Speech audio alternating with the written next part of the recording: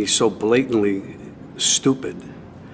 He's a punk, he's a dog, he's a pig, he's a con, a bullshit artist, a mutt who doesn't know what he's talking about, doesn't do his homework. It makes me so angry that this country has gotten to this point, that this fool, this bozo, has wound up where he has.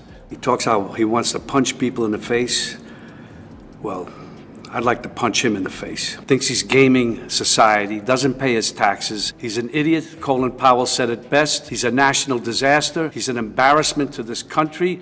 This is somebody that we want for president? I don't think so. Robert De Niro just called Trump a sociopathic, psychopathic, malignant narcissist. Wow, that's a mouthful. I think he missed a few syllables there. But seriously, folks, De Niro's not pulling any punches. He's like a one-man wrecking ball against the Trump Tower of ego. Is this the ultimate Hollywood versus MAGA showdown? Before we move on, I'd like to ask you a small favor. If you appreciate this content, please take a second to like this video and subscribe to the channel. Over 98% of you watch the videos without subscribing. It costs you nothing, but it makes a huge difference to us. So did you click the subscribe button? Great, thank you so much. Now, back to the video. Alright folks, buckle up, because we're about to take a wild ride through the world of Robert De Niro versus Donald Trump. It's like a heavyweight boxing match, but with words instead of punches. And let's be real, De Niro's got some serious verbal jabs. We've heard you talk about the former president. You have called him a fraud, a con artist. You've said he's a New Yorker like you, and you have watched this brand of BS.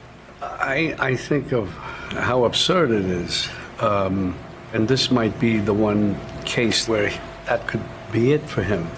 It's a state case. He's sick. He is really, genuinely a sick person that somehow has been allowed into our system. Back in 2011, when Trump was just a reality TV star with questionable hair, De Niro started throwing some shade. He wasn't exactly pulling punches, calling Trump's act a big hustle. It's like De Niro saw through Trump's golden facade and decided to call him out on it. Who knew this was just the beginning of an epic feud? As Trump's political career took off like a rocket fueled by spray tan and Twitter rants, De Niro's insults got spicier than a ghost pepper dipped in hot sauce. By 2016, he was calling Trump blatantly stupid and a pig. Ouch, Bobby, tell us how you really feel. It's like De Niro was auditioning for a role in Mean Girls Political Edition. But wait, there's more. At the 2018 Tony Awards, De Niro went full New York and dropped the F-bomb on Trump. The audience went wilder than Trump's hair in a windstorm. It was like watching your favorite grandpa suddenly start cussing at Thanksgiving dinner. Right, shocking, but kind of awesome that De Niro's insults kept evolving faster than Trump's excuses for his latest tweet. He even called the orange one a deep fake president. I mean, we've all seen those weird AI videos, but calling Trump a deep fake? That's a new one. It's like De Niro's been binge watching Black Mirror and getting some creative inspiration.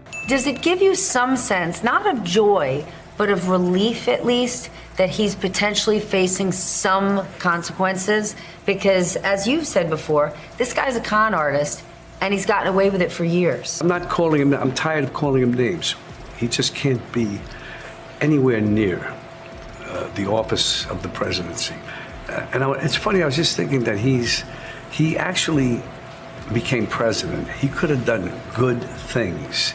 Instead, he had to do it all wrong. But here's the kicker, folks. De Niro's not just talking the talk, he's walking the walk. He's been showing up outside Trump's trial like he's auditioning for Taxi Driver 2, MAGA Boogaloo. It's like he's trying to method act his way into taking down Trump. Who needs Hollywood when you've got real-life political drama? Well, folks, it looks like our favorite orange-tinted reality TV star turned politician is at it again. Just when you thought Trump might be too busy with, oh, I don't know, legal troubles. Nope. Turns out he's got plenty of time to play amateur film critic. You've played a lot of bad guys.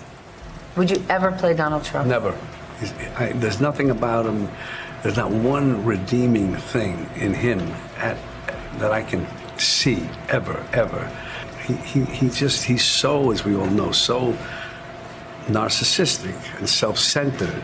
I don't think they really understand. And historically, from what I see, even in Nazi Germany. They had it with Hitler. In a late-night rant that probably had his lawyers reaching for the Tylenol, Trump went after De Niro like a toddler who just learned some new naughty words. He called Bobby a wacko and said his movies aren't worth much anymore. Ouch, Donnie, did you stay up past your bedtime to come up with that zinger? I mean, seriously criticizing De Niro's acting chops? That's like a squirrel critiquing Einstein's theory of relativity. But wait, there's more. Trump's got a special nickname for De Niro, 𝗰cie. Real creative, right? It's like he's trying to be a schoolyard bully, but he forgot how insults work. Maybe he should stick to his day job. Oh wait, the Trumpster didn't stop there. He claimed he never knew how small De Niro was, both mentally and physically. Wow, Trump making fun of someone's height. That's some real presidential material right there. I guess when you're busy measuring crowd sizes, you've got to measure everything else too, huh? About who Donald Trump was in 2016. You're a lifetime New Yorker, so is he, and you said the country does not realize who this fraudster is, and not enough people listened. Do you think they'll listen now? Either for self-preservation, because they actually believe it, or they're deluding themselves, or whatever. But then when that happens, and you walk into a restaurant, you see people you used to know, and all of a sudden there, you will see things that, like you'll see, it's like invasion of the body snatchers. You'll see people you knew or you thought you knew all of a sudden changing, all of a sudden going with that side.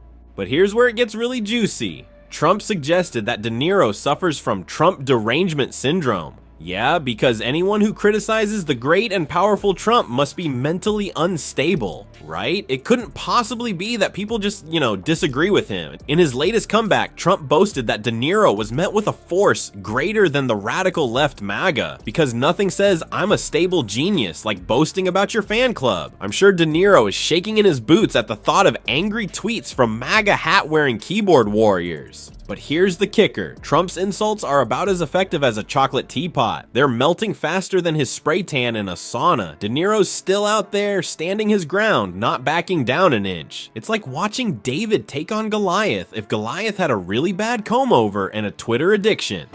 That's the only way. I use it figuratively when I say punch him in the face. Go at him. A bully, you punch in the face. The trouble with Trump is he's not just a bully. He's a stupid bully. Keep up the fight, keep at him, go at him hard, and every chance you get, go at him. Go at him, because people, they take notice of that stuff. And he's not afraid, but he's doing what he should do. He knows that. Do you think Joe Biden's the right guy? We don't have a choice. And I think he is the right guy. He's a good guy. He's trying to do the right thing. And we don't have a choice. So who's winning this epic battle of words? On one side, we've got Hollywood's tough guy. On the other, the guy who thought 𝗁𝗃 was a real word. It's like watching a boxing match where one fighter keeps throwing punches and the other just tweets about how unfair it all is. But here's the kicker. While we're all laughing at this celebrity smackdown, the real issues are getting lost in the shuffle. It's like we're so busy watching this political soap opera that we forget there's actual important stuff happening. Boring things like healthcare and climate change. Maybe it's time we change the channel on this reality show. After all, if we wanted to watch rich guys yelling at each other, we'd just tune into a Real Housewives reunion. At least there, we might learn something useful, like how to dramatically throw a glass of wine.